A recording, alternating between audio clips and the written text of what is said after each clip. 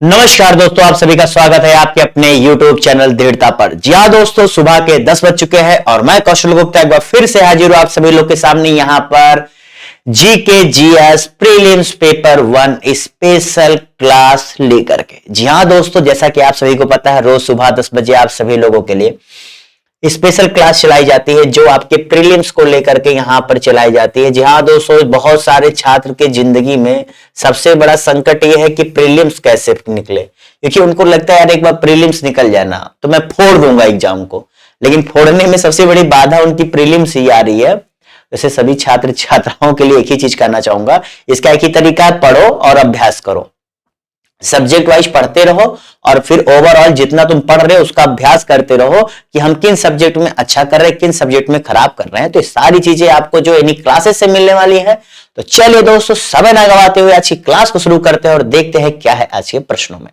तो चलिए भैया, और सबसे पहली चीज, अगर आपने मेरे इस YouTube चैनल को सब्सक्राइब नहीं किया तो जरूर जरूर सब्सक्राइब करें, क्योंकि यहीं पर आपको हर जरूरी चीज प्रोवाइड कराई जाती है जो आपकी तैयारी के लिए और आपके प्रीलिम्स के लिए बहुत ज्यादा जरूरी है। अभी मेरा बहुत ज्यादा फोकस प्रीलिम्स को लेकर के है कि किस तरह से आपका प्रीलिम्स निकले, क्योंकि मेंस में जानता हूं बहुत सारे छात्र कहते हैं सर वो तो हो जाएगा लेकिन प्रीलिम्स पहले निकले, तो इसलिए मेरा भी फोकस ज्यादातर प्रीलिम्स को लेकर के। चलिए, तो पहला प्रश्न आपसे कह रहा है 1556 ईस्वी में पानीपत का द्वितीय युद्ध किन के मध्य लड़ा गया। 1556 में पानीपत का द्वितीय युद्ध किन के मध्य लड़ा गया, चलिए बताइए इसका सही जवाब क्या होगा। देखिए, जितने लोगों ने यहां पर इसका सही जवाब क्या दिया है, हेमू और अकबर। जी भैया, उनका नाम क्या था, हेमचंद्र, यानी क्या हेमू और अकबर के मध्य 1556 में जो है ये लड़ाई हुआ था, जिसमें अकबर क्या विजयी घोषित हुआ था। घोषित मतलब क्या, विजयी हुआ था। अगले प्रश्न की तरफ बढ़ते हैं। 1908 में मुजफ्फरपुर में न्यायाधीश किंग्सफोर्ड की हत्या करने का प्रयास किसने किया था। जी भैया, मुजफ्फरपुर में न्यायाधीश किंग्सफोर्ड की हत्या करने का प्रयास किसने किया था, चलिए बताइए यहां पर इसका सही जवाब क्या था। तो इसका सही जवाब है भैया क्या, प्रफुल्ल चाकी और खुदीराम बोस। प्रफुल्ल चाकी और खुदीराम बोस जी, इन दोनों ने मिलकर के प्लान किया था कि हम भैया इनकी हत्या करते हैं। दरअसल इन सबका उस समय मोटिव ये था कि सरकार को डराओ, क्योंकि उस समय आंदोलन थोड़े से देश में कम हो गए थे, तो लोगों को जगाए रखने के लिए। और जैसे क्या होता है ना, एक बार तुम्हें पढ़ने की तलब लग गई, अब पढ़ने की तलब जब लग गई फिर बीच में कोई कह रहे छोड़ के कुछ और कर लो, तो तुम अगर करने भी जाओगे लेकिन उस मन से नहीं कि तुम्हारे दिमाग में पढ़ाई चलेगा। सेम वैसे था, लोग आंदोलित थे कि हमें अंग्रेजों को हटाना, लेकिन बीच में जब डाउन हुआ था तो उसके बावजूद उनके अंदर की आग थी, उसी समय ये सब चीजें हो रही थी। आप अगर सही से पढ़े होंगे आधुनिक भारत इतिहास तो आपको इन सबका पता होगा। अगला प्रश्न, निम्नलिखित में से किसने 1755 में डिंडीगुल मैसूर में एक आधुनिक शस्त्रागार की स्थापना की थी। बहुत आसान, बहुत जरूरी, और इनके बारे में आपको अच्छे से पता होना चाहिए। तो जितने लोगों ने यहां पे इसका सही जवाब क्या दिया है, 1757 में, यहां 55 में माफ करिएगा, हैदर अली जी द्वारा इसकी स्थापना की गई थी। और आपको पता है कि जो है आंग्ल मैसूर युद्ध काफी पूछा जाता है। प्रथम आपको पता है ये 1767 से 1769 के बीच में इनका संबंध है, फिर इनकी दूसरे मौत हो जाती, टीपू सुल्तान आते हैं। भारत में शासन करने वाले दिए गए शासकों का काल क्रमानुसार सही है, बताइए इसका सही जवाब क्या होगा। चलिए जवाब दीजिए, फटाफट जवाब देते रहिए। तो जितने लोगों ने यहां पर इसका सही जवाब क्या हुआ, जितने लोगों ने यहां पर इसका सही जवाब दिया है, सबसे पहले कौन आया था, शेर शाह सूरी, अकबर, अलाउद्दीन खिलजी या इल्तुतमिश, बताइए इसका सही जवाब क्या होगा। तो जितने लोगों ने यहां पर इसका सही जवाब क्या दिया, जी हाँ दोस्तों, जितने लोगों ने यहां पर इसका सही जवाब क्या बी दिया है वो सही कर ले। जितने लोगों ने यहां पर क्या बी जवाब दिया है वो सही कर ले। सबसे पहले अगर देखा जाए तो इल्तुतमिश आया था, फिर उसके बाद आपके कौन आए थे भाई, अलाउद्दीन खिलजी। जी भैया, फिर कौन से, शेर शाह सूरी, और फिर सबसे अंतिम में अकबर। तो यहां से आप ये भी देख सकते हैं दो अंतिम में कहां कहां है, तो ए बी डी था, तो सी अपने आप कैंसिल हो गया था। फिर उसके बाद आप जान सकते हैं कि यहां पर जो है शेर शाह सूरी था, फिर उसके बाद अलाउद्दीन खिलजी था। सॉरी, मतलब पहले जो है हाँ, पहले शेर शाह सूरी फिर अलाउद्दीन खिलजी था। तो यहां से भी आप अंदाजा लगा सकते थे इस प्रश्न का। अगले प्रश्न की तरफ बढ़ते हैं। अगला प्रश्न है, 1687 में औरंगजेब ने गोलकुंडा किले पर अधिकार किया, उस समय गोलकुंडा का शासक कौन था। औरंगजेब ने गोलकुंडा पर किया, तो गोलकुंडा का शासक कौन था, बहुत ही आसान से प्रश्न में आपको पूछ रहा है, बताइए इसका सही जवाब क्या होगा। तो जितने लोगों ने इसका सही जवाब क्या दिया है, अबुल हसन कुतुब शाह। जी भैया, अबुल हसन कुतुब शाह जितने लोगों ने जवाब दिया है वो सही कर ले। ठीक है, ये जो है अगर आप गोलकुंडा का जो किला देखेंगे वो काकतीय वंश से संबंधित, ये चीज याद है, काकतीय वंश से संबंधित है। ठीक है, चलो अगले प्रश्न की तरफ बढ़ते हैं, ये भी प्रश्न पूछ सकता है। यहाँ पर ब्रह्म समाज, रामकृष्ण, आर्य समाज, सत्य शोधक समाज, ये 4 समाज है, बताइए पांचों में से कौन सा है। यहाँ पर बहुत अच्छा खेल गया है, बताओ। चलो यहाँ पर पता होगा तो यही जवाब दे पाओगे। यानी कि पहले का 2 3 3, तो पहले का क्या, ब्रह्म समाज, राम मोहन राय, चलो यानी कि ए कैंसिल, कैंसिल है कि नहीं। चलो उसके बाद क्या, रामकृष्ण मिशन, रामकृष्ण मिशन आपको देख के याद आ जाएगा क्या, बताओ रामकृष्ण मिशन का क्या होगा। यहाँ पर क्या क्या ऑप्शन दिया है, स्वामी विवेकानंद, तो बी का 1, बी का 1, यानी कि क्या डी गया, अब बच रहा बी सी। आगे बढ़ते, आर्य समाज, आर्य समाज का दयानंद सरस्वती, तो 2 दिया है। अच्छा आखिरी तक हमें संघर्ष करना पड़ेगा, ये मैच रोमांचक है। यहाँ पर सत्य शोधक समाज, तो भैया सत्य शोधक समाज ज्योतिराव फूले, तो इसका सही जवाब क्या हो जाएगा, सी। तो जितने लोगों ने सी जवाब दिया है वो सही कर ले। अगले प्रश्न की तरफ बढ़ते हैं, इनमें से कौन सा क्रांतिकारी काकोरी षड्यंत्र के केस में शामिल था, शामिल था, बताइए इसका सही जवाब क्या होगा।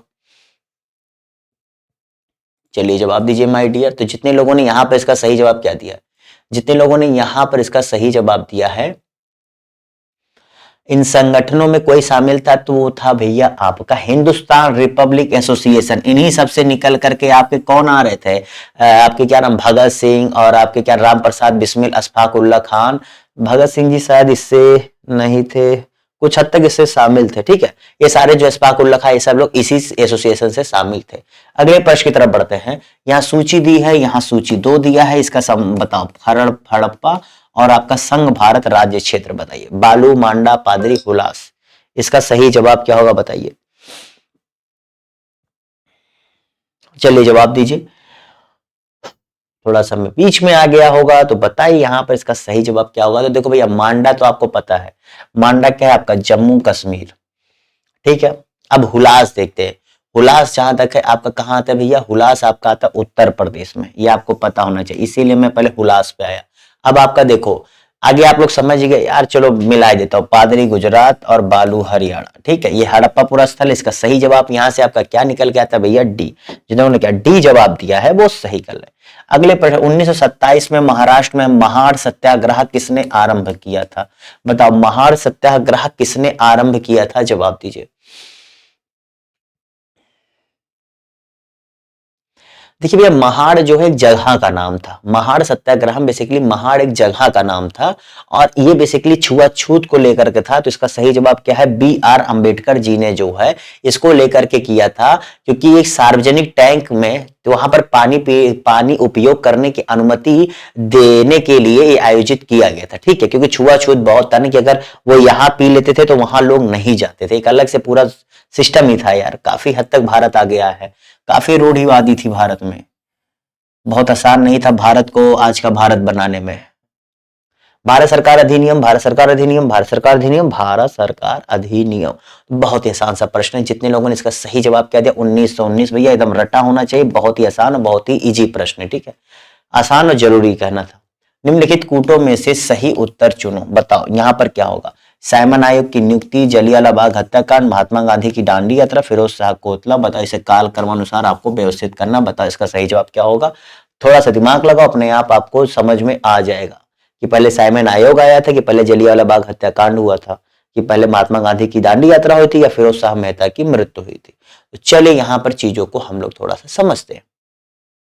अगर हम लोग ऑप्शन देखिए तो यहाँ पर जो है 4 से शुरुआत कर रहा है, तो 4 से अगर शुरुआत कर रहा है तो देखा जाए क्या 4 से बात सही है, इसको हम लोग को जानना पड़ेगा। लेकिन चलो आगे बढ़ता है, तो पहले तो देखो जलियांवाला बाग हत्याकांड हुआ था, उसके बाद साइमन आयोग बना था, फिर महात्मा गांधी जाते, तो 2-1-3 का आपको बनना चाहिए। 2-1-3 कहाँ कहाँ दिया, देखो 2-1-3 और कहीं दिया है, देखो कहीं दिया है नहीं दिया, यानी कि 2-1-3 यही दिया है, और हमें चौथा कंफर्म नहीं था, इसलिए हमारा ए जवाब सही हो जाए। क्योंकि भैया प्रश्न में हम लोग जानते हैं, इसको लेके श्योर है, तो इसी से प्रीलिम्स देखो भैया इसी का खेल है, प्रीलिम्स आपका इसी का खेल है। इसीलिए मैं कहता हूं कूट वाले में आप लोग फंसते जरूर हो, क्योंकि कुछ में से हर पॉइंट आपको पता हो जरूरी नहीं है, लेकिन आप उत्तर से खेला करो, उत्तर से आप कहो कि हम तुम्हें करके बताएंगे।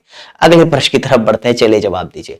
असैनिक प्रशासन 1905 के संबंध में कौन सा कथन सही है असैनिक प्रशासन के संबंध में जो 1905 में वो है, बताइए। लॉर्ड कर्जन ने प्रांतीय समितियों को पुनर्गठित करने का निर्णय लिया। पूर्वी बंगाल और आसाम नामक एक नया प्रांत बनाया गया था। चलिए भैया जवाब दीजिए यहां पर इसका क्या होगा।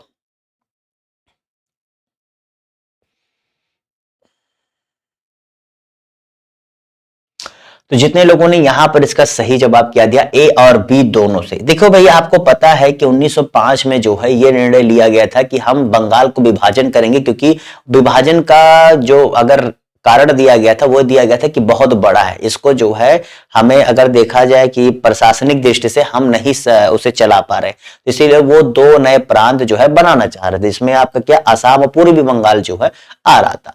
और ये भी बात सही है कि लॉर्ड कर्जन ने ही कहा था कि हम इसको पुनर्गठित करेंगे। ठीक है, जब भाई अलग अलग करेंगे तो पुनर्गठन तो होगा ही सीमाओं का, आराम सी बात है। जब एक हो रहा है दूसरा उसका समकक्ष ही है। अलाउद्दीन खिलजी द्वारा बनाया गया प्रसिद्ध अलाई दरवाजा कहां पर स्थित है? तो भैया अलाई दरवाजा बताए तो जितने लोगों ने यहाँ पे इसका सही जवाब क्या दिया है, 1311 में नई दिल्ली। क्या है? 1311 नई दिल्ली। कोतवाल की सही भूमिका क्या थी? कोतवाल की सही भूमिका क्या थी? चलिए सब कुछ ठीक दिख रहा है। स्क्रीन चेक करना जरूरी होता है कि कहीं ऊपर नीचे ना हो जाए कुछ, वरना पता लगे मैं बोलते चला जाऊं आपको कुछ समझ में ही ना आए तो क्या फायदा। ठीक है, तो चलिए भैया यहाँ पर जितने लोगों ने क्या, कानून और व्यवस्था बनाए रखना। जी भैया कानून और कानून व्यवस्था, बहुत सारे अन्य कार्य जैसे आपराधिक मामले और मूल्य विनिमय माने जो है ट्रांसफर होता था प्राइस पैसे का, वो भी ये सब का निर्णय जो है कोतवाल किया करता था। तो कानून को और अन्य कार्य आपराधिक मामलों को और साथ ही साथ मूल्य विनियमन को वो निर्णय करता था। अगला प्रश्न यहाँ पर सूची 1 दिया है, सूची 2 दिया है, संधियां दी गई हैं। बताओ ये चारों संधियां हैं इलाहाबाद, मंगलोर, सालबाई, मद्रास। तो आप देखोगे आंग्ल मराठा युद्ध से आपको संबंधित ये सारे लग रहे होंगे, तो बताइए इसको सही जवाब क्या होगा। मिलान करना है तो यहां पर इलाहाबाद की संधि, मंगलौर की संधि, सालबाई की संधि और ये। तो सबसे पहले अगर देखा जाए तो यहां पर क्या हुआ था? जी भैया सबसे पहले इलाहाबाद की संधि 1765 में हुई थी।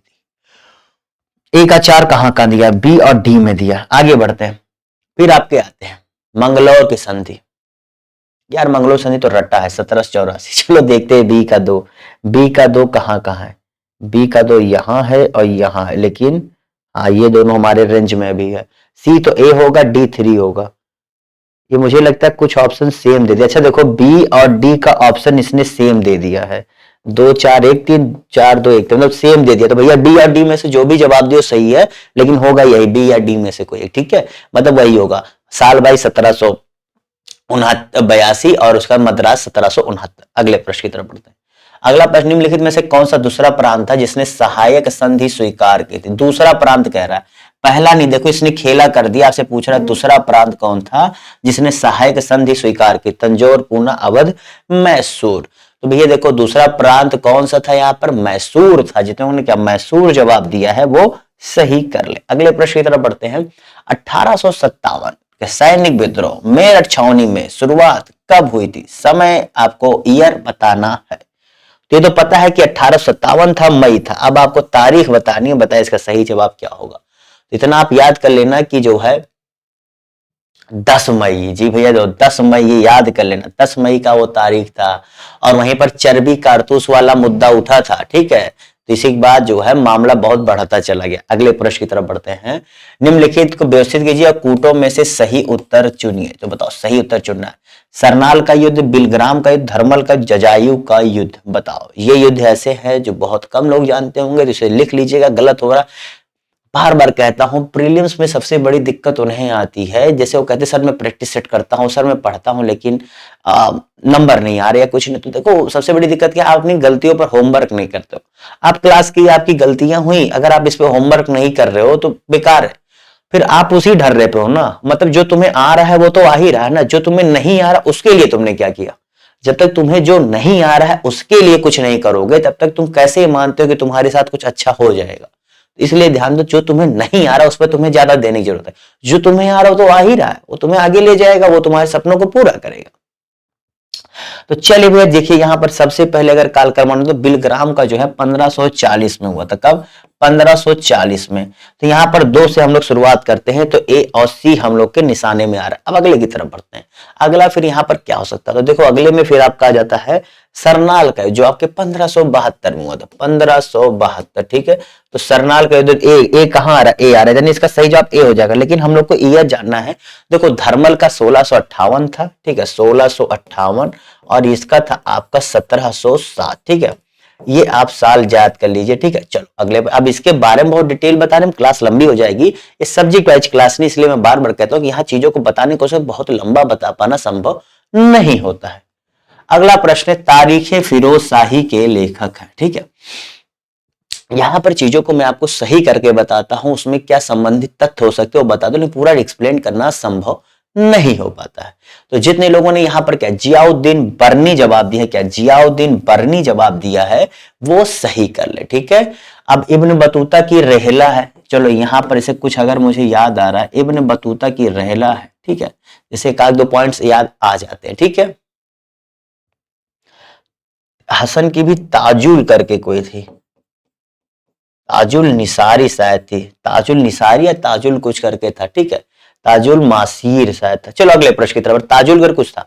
निम्नलिखित में से किसने 1857 के सिपाही विद्रोह को विद्रोह नहीं कहा है? चलो बताओ, इनमें से किसी एक ने कहा है कि वो सिपाही विद्रोह नहीं, को विद्रोह माना ही नहीं, कि वो सिपाही विद्रोह एक बेसिकली मतलब क्या कहते हैं, विद्रोह नहीं था, वो बस ऐसे नॉर्मल सी चीज थी। अब उसको क्या परिभाषित किए थे वो जाने। जी भैया, इसका सही जवाब है कार्ल मार्क्स। कार्ल मार्क्स ने यह कहा था कि वो सिपाही विद्रोह नहीं था, बल्कि एक स्वतंत्रता संग्राम की लड़ाई थी। जी भैया, एक स्वतंत्रता संग्राम की लड़ाई के रूप में उन्होंने 1857 के भारतीय विद्रोह को लिखा, मतलब पहचाना था। अगले पॉइंट की तरफ बढ़ते हैं। यहाँ पुस्तकें दी हैं, यहाँ पर सही सुमेलित नहीं बताए, पुस्तकें दी हैं, लेखक दिया, बताओ। तुगलकनामा, तबकात नासरी, तारीखे फिरोज शाही, हुमायूं नामा, बताइए इसका सही जवाब क्या होगा? फटाफट जवाब दीजिए, बताइए क्या होगा। तुगलकनामा, तबकात नासरी, तारीखे फिरोज शाही, हुमायूं नामा, बताओ बताओ बताओ बताओ। तो बहुत आसान सा प्रश्न, देखो ये आना चाहिए। देखो यहीं से आपको क्लियर हो गया होगा यार, तुगलकनामा के जो है कौन थे, अभी मैंने बताया इब्न बतूता, क्या रहला भी मैंने पीछे बताया ना, तो ये कहां से आ गया? इसका मतलब साफ है, यही तो आपका सही मिलान नहीं है। तुगलकनामा के भैया आपके वही थे, वही कौन? अमीर खुसरो, बहुत फेमस बुक है, आपको गलत कैसे नहीं होना, बिल्कुल गलती का चांस नहीं, बाकी तीनों सही है। ठीक है, शम्स सिराज अभी, हुमायूं नामा गुलबदन बेगम, जो उनकी शायद बहन थी शायद, उन्होंने लिखा था, बेगम थी, बहन थी, कंफ्यूजन है वो, और मिनहाज उस सिराज जसजानी, इन्होंने लिखा था। अगला प्रश्न, सम्राट अशोक का कौन सा शिलालेख कलिंग पर उनके विजय का उल्लेख करता है? मतलब कलिंग पर उनके विजय का उल्लेख करता है, जो सम्राट अशोक जी ने कलिंग को जब जीता था।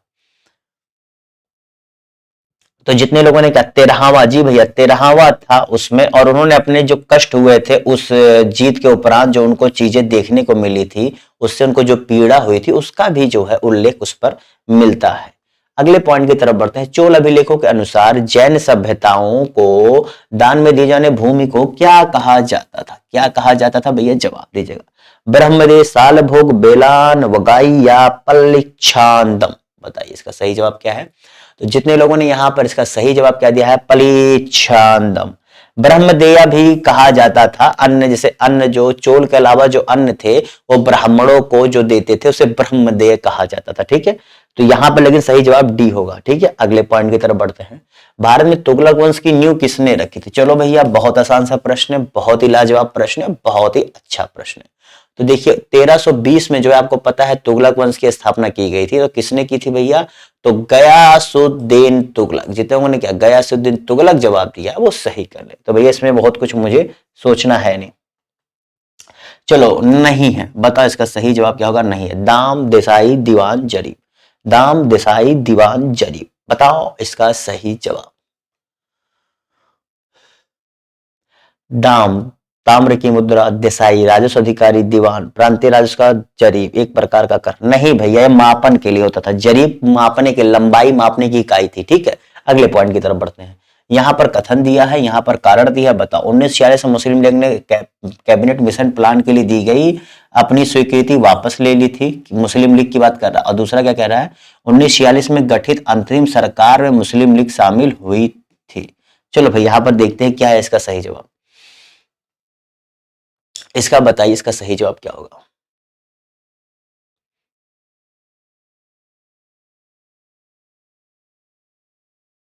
देखिए कथन दोनों सही है, अगर आप देखा जाए कथन दोनों सही, लेकिन इन दोनों में कुछ मिलान नहीं हो रहा है। ठीक है, इन दोनों में कोई मिलान नहीं हो रहा। आपको पता होना चाहिए कि जो कैबिनेट मिशन प्लान आया था वो ये था कि भारत को सत्ता का जो ब्रिटिश से हस्तांतरण हो शांतिपूर्ण तरीके से हो सके और कोई दिक्कत ना हो। तो इसीलिए जो है पाकिस्तान की, और इसीलिए आपको पता है टू नेशन थ्योरी को भी खारिज कर दिया था। उसके लिए जो है मुस्लिम लीग ने अपना समर्थन वापस ले लिया था। आपको एक चीज पता होना चाहिए। अगले पॉइंट की तरफ बढ़ते हैं। महात्मा गांधी भाप से चलने वाले जहाज MS सफारी द्वारा दक्षिण अफ्रीका किस शहर में पहुंचे थे। बहुत आसान, बहुत जरूरी, और इससे अच्छा प्रश्न क्या होगा।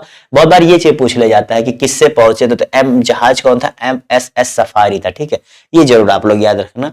तो जितने लोगों ने यहां पर इसका सही जवाब क्या दिया है, बी, क्या भैया, डरबन पहुंचे थे। ठीक है, डरबन ये पहुंचे थे, जो 1893 में पहुंचे थे। अगला प्रश्न है कि सुमेलित नहीं है, विद्रोह वर्ष कोल, संथाल, अहोम, खाली, ये विद्रोह है और कौन से वर्ष में हुए थे। क्या सही लिखे या इनमें कुछ ऊपर नीचे आपको हो सकता है, जवाब दीजिए।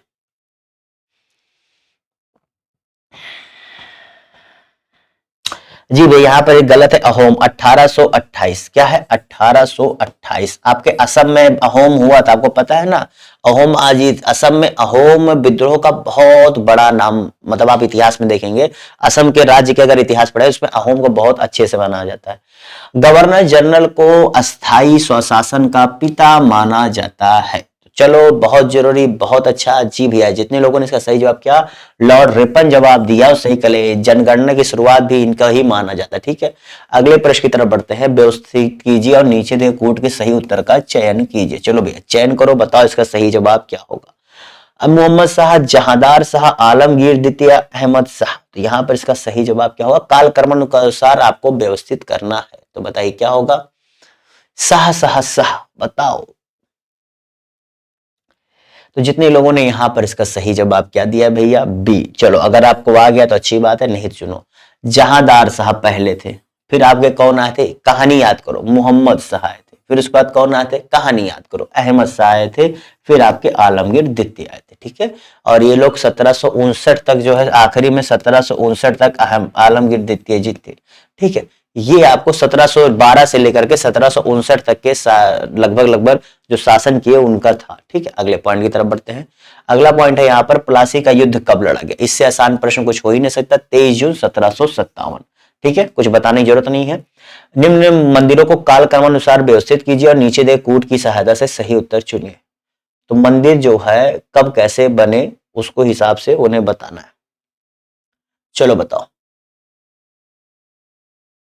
ये अच्छा प्रश्न है, ये मानता हूं। देखो तो इसमें सबसे पहले अगर आप देखोगे, चलिए जवाब दीजिए आप सभी लोग।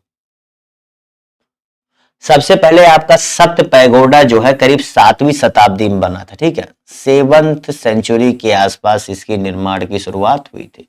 उसके बाद देखो फिर आपका नंबर आता है महाबलीपुरम का तटीय मंदिर, जहां दिया है ये जो है आपका 700 से लेके 728 के आसपास जो है आपका आया था। ठीक है, 700 लेकर के 728 के आसपास। उसके बाद फिर आपका बृहदेश्वर मंदिर था, बृहदीश्वर मंदिर था, जो आपका 1003 से लेकर के 1010 के में था।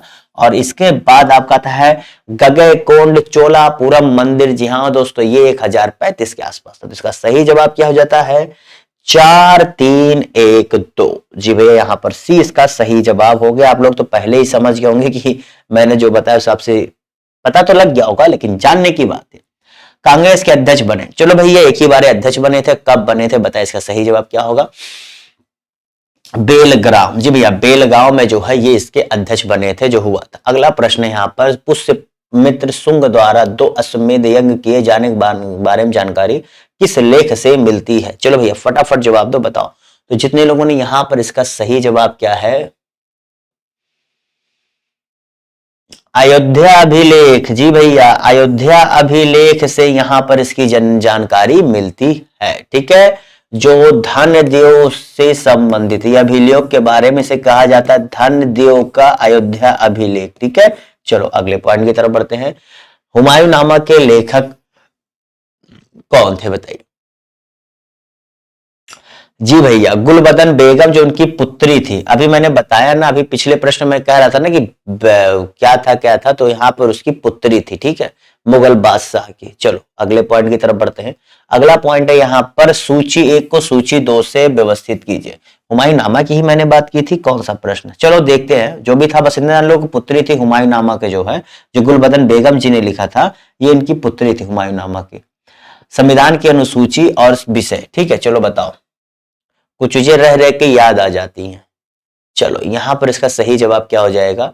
जी भैया देखो, अगर आप यहां पर पूछोगे संविधान की अनुसूचियों के बारे में, तो सबसे पहले जान के चलो राज्यसभा के लिए यहां पर चतुर्थ अनुसूची होती है। ठीक है, जनजातीय क्षेत्र के लिए आपका षष्ठ होता है, तो यहां से देख लो। नवम आपका होता है जो भूमि सुधार, नवम आपका भाषा, अष्टमा, अष्टमो, ठीक ठीक। तो देखो अष्टम आपका हो जाता है भाषा से और नवम आपका हो जाता है भूमि सुधार से। जितने लोगों ने यहाँ पे इसका सही जवाब ए दिया है वो सही कर ले। ठीक है, ए का 3, बी का 4, सी का 2, डी का 1।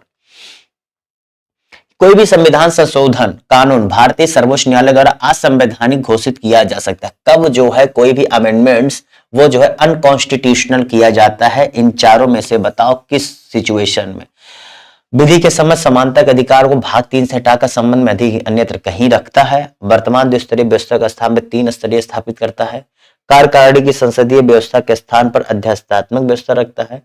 और सर्वोच्च न्यायालय के भार को कम करने हेतु एक संघीय अपीलीय न्यायालय स्थापित करता है।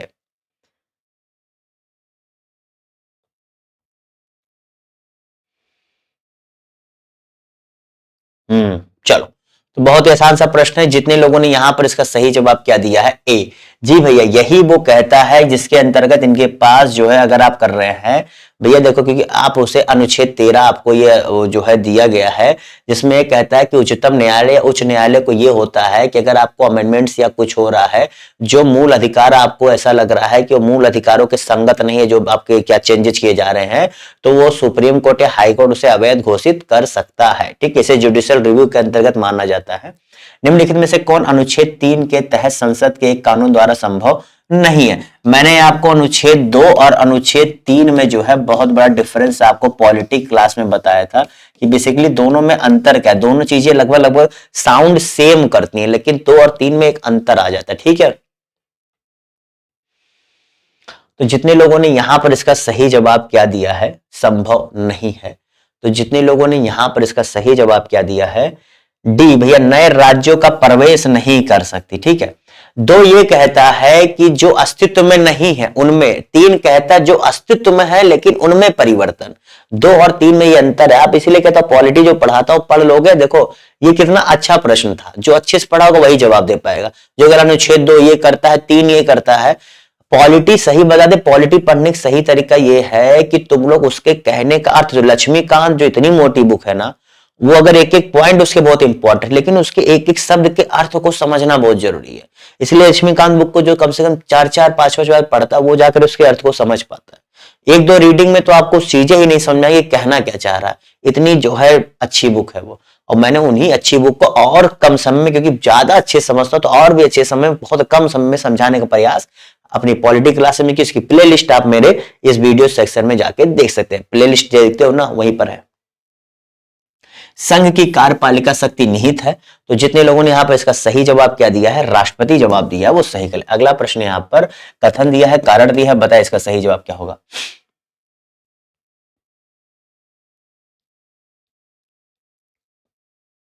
जी भैया, अर्ध संघात्मक। चलिए भैया, तो जितने लोगों ने यहां पर इसका सही जवाब क्या दिया है, बी। कथन दोनों सही है, कथन दोनों सही है, लेकिन एक दूसरे को पूरा नहीं कर रहा है। जी भैया, न्यायिक पुनरीक्षण होता है, लेकिन न्यायिक पुनरीक्षण अर्ध संघात्मक को लेकर के नहीं। अर्ध आपको पता है कि न्यायिक पुनरीक्षण कई चीजों को लेकर के हो सकता है। ठीक है, अगले पॉइंट की तरफ बढ़ते हैं। अगला पॉइंट है, निम्नलिखित में से किसे भंग नहीं किया जा सकता पर समाप्त किया जा सकता है। आप उसे भंग नहीं कर सकते लेकिन समाप्त कर सकते, बताओ।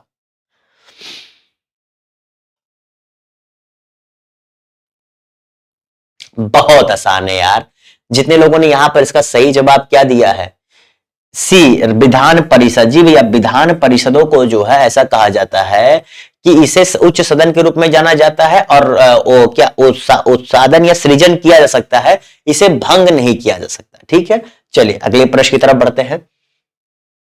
अरे मतलब यह होता है, राज्य चाहे तो विधान परिषद व्यवस्था अपने आप बनाए रख सकते हैं, चाहे तो अपने यहां खत्म कर सकते हैं, बस यही है।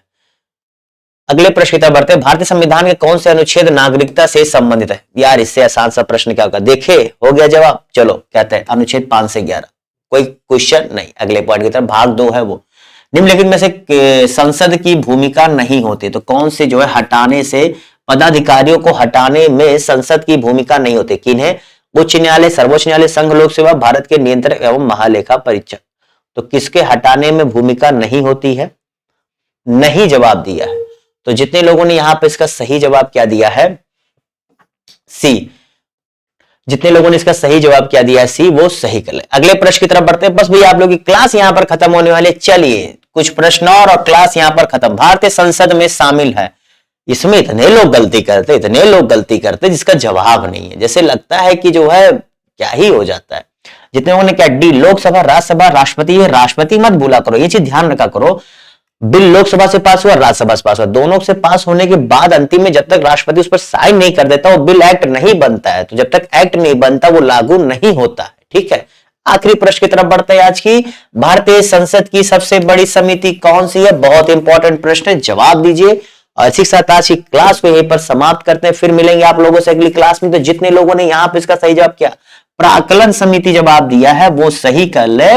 और बताइए भैया आज की क्लास कैसी लगी, अगर अच्छी लगी तो लाइक कर दीजिएगा, और साथ ही साथ जाते जाते अगर आपने अभी तक सब्सक्राइब नहीं किया है तो सब्सक्राइब का बटन दबाइए और बेल रिंग को जरूर दबाइए, क्योंकि अगर नोटिफिकेशन चाहिए तभी मिलती है।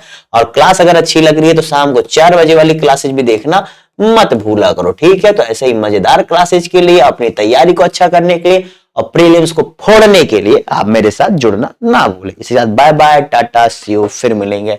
Have a good day.